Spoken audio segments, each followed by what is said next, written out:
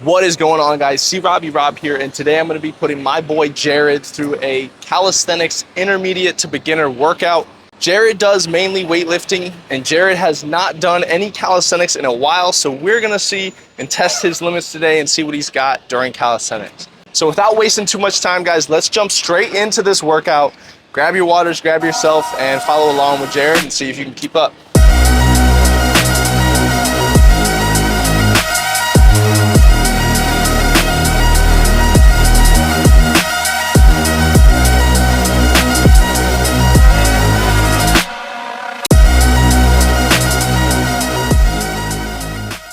Try and pick your hips up as much as you can.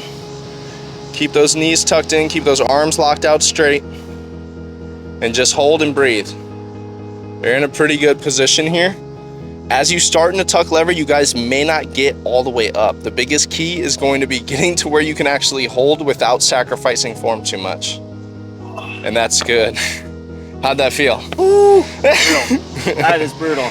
So like I said, tuck lever, the biggest key is when you guys first start, pull your knees up to your chest and pick your hips up. This is what it's gonna kind of look like. As you guys get more comfortable, you can pick your hips up more to get into a further position. Keep those toes pointed and just hold for time.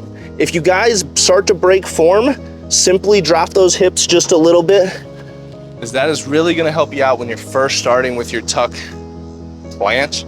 And most people make it seem like you gotta be in the perfect form. You guys just need to focus on holding where you're comfortable to start. Progress your way into that full tuck planche position, and that's where you'll see some real growth. Yep.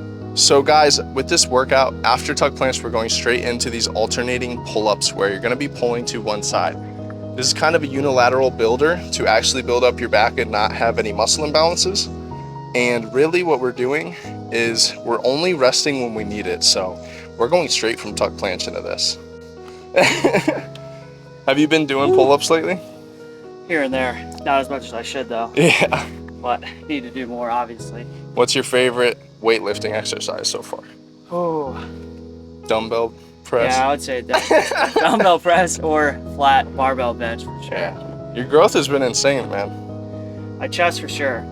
I've seen strength big gains. strength in my chest. It's just crazy. Chest dominant. Yeah, literally though. That's good. Snow rest is gonna be brutal.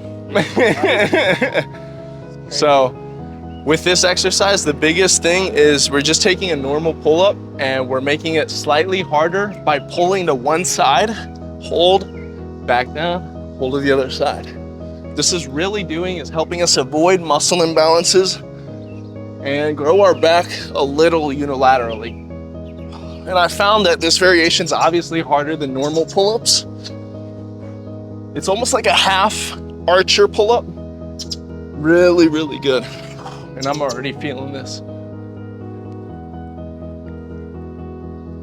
Oh, that's all I got, man. Weightlifter might beat me today. This is brutal. We're gonna go ahead and take like 60 seconds before we jump into this next exercise. I think we got push-ups, and then we're gonna show you guys a special variation of push-ups that'll really blast you. So what you guys wanna do is line up, use a line point for reference, and you're just gonna be laterally pushing. That's 2, 3, 4, let's do 5, one more, each side. 1, 1, good, done. Take 10 seconds break, and then we're gonna jump straight into pulse push-ups. Pulse push-ups are another one of my favorite. Go down 1, 2, 3, 4, 5, up, down. This is basically like mid-low high push-ups where you're stopping at each point, but you're pulsing just at the bottom of the push-up. Do 6 total.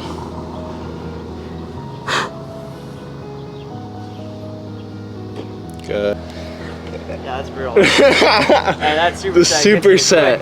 So how does, like, so far, I know we're only 3 exercises in, but how does calisthenics feel compared to your weightlifting workout? Like, if you could describe any difference that you notice, and if you don't, no big deal. It's a big difference. I feel like with weightlifting, you do, 3 sets of like 10 to 12 reps, whereas with calisthenics, it's more of like more body movement, more You know, especially when you superset it, you hit more things rather than, let's say, dumbbell flat bench. You're just hitting your chest. Right.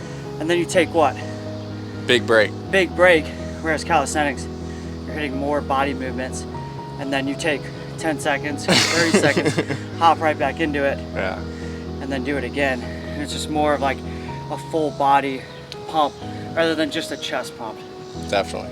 To go off that too, it's like, guys, you could do the same thing with weightlifting. You know, you could target one muscle group, then superset it with another muscle group or a similar muscle group. So you could do chest press into shoulder press into lateral raises as like a tri superset and accomplish relatively the same thing. But just think about it, most people don't do that. And when you're in the gym in the AC setting, you're not moving as much, you're resting more, and you're only hitting that one muscle group. Calisthenics, we're already sweating, we're moving, and it's just brutal. Regardless of what your rest time is, that's the big thing, it's just different, guys. And when you do this workout properly with the proper intensity, it's already volume spaced for you. I've given you all the reps to do today. You guys are gonna get a great upper body workout in, feel really good. So what we're doing is just getting used to activating the scapula in this movement before we actually try to do the full range. So we're doing single arm inverted rows. And as you guys can see, we're just trying to actually work the back and the scapula. Most people forget about the scapular control and they don't have good control of their back. So what we're actually trying to accomplish is building a mind muscle connection with our back.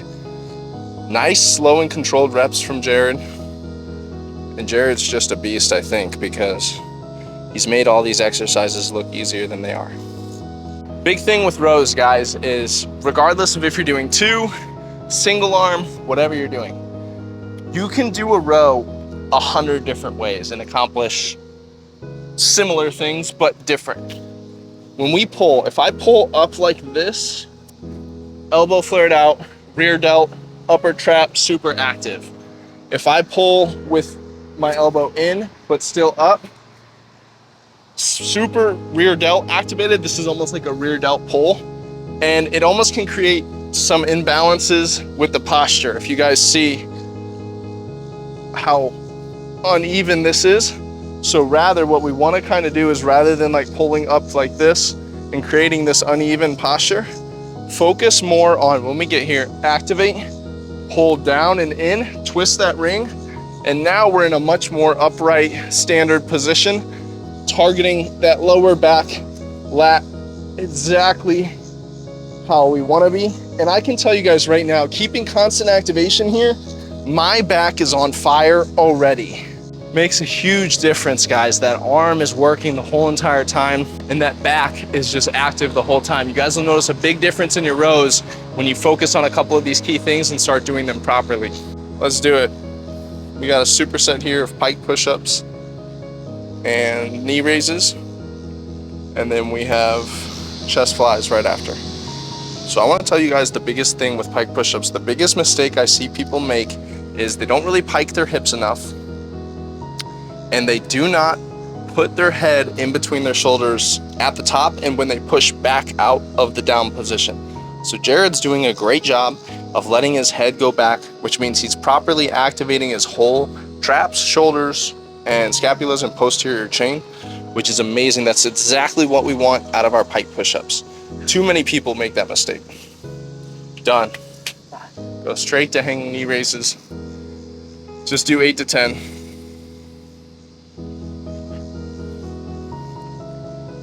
So if you guys want, you could always do hanging leg raises, but the whole purpose of this movement is to control it.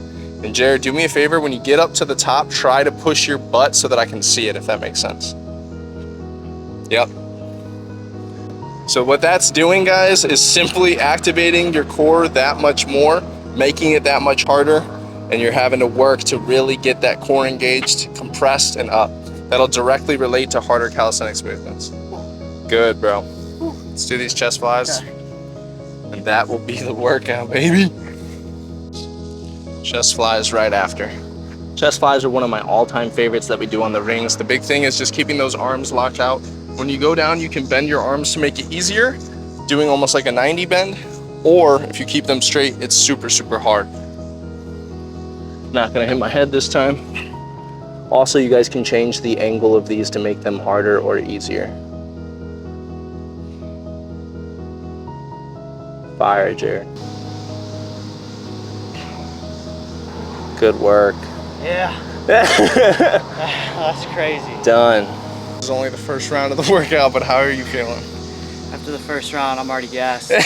Good. Lots of movement, lots of different body parts that you're moving. It catches up with you quick. Definitely. And then I'm gonna do pikes. We'll go over hanging. I got my range flies. Done with this workout. Earlier, most people make this mistake of leaning forward, pushing back, and they just kind of do this weird push-up. It's not how we do our pikes. Head in between your ears, pike those hips up in the air as much as you can, down and forward, push up and back at the same time. It's the #1 exercise that's actually gonna translate to you guys getting your handstand push-ups, and furthering in your calisthenics. So what I was telling Jared is when you get up to the top, guys, try and get your core to compress in on itself by picking up your actual hips. That will make this movement a lot harder. Simple leg raises, guys, become so much more difficult. And I'm properly engaging my core muscles when I do this. So these flies, done. Really protract through at the top. What that does is it does squeeze your chest a little, activates your scapulas, come down and back up. And these are brutal. I'm gonna do these bent arm, almost like a push-up, almost like a ring push-up. The stability factor, it's a lot harder. If you guys really have to, up your angle, and that'll make it a lot better. Squeeze that chest up at the top. This workout kicked my ass, and I'm supposed to be an advanced calisthenics guy. I do so much lately that it has been so hard to get these full workouts in. I'm glad we got it done today. I will post the full workout and exercises with sets and reps in the description. Make sure you guys check that out so you can actually follow along with this workout. And if you guys enjoyed, please, please, please subscribe to the channel. Make sure you guys share this with someone who needs to get their ass into calisthenics. If you know a weightlifter who's looking to get started with calisthenics, this is the video for you. If you guys are super serious about seeing results, getting the physique you want, learning cool calisthenics moves or skills, or just getting started, sign up online to train one-on-one directly with me, where I will coach you every step of the way to get the results that you deserve. This has been Crobbyrob and Jared, and we done, baby.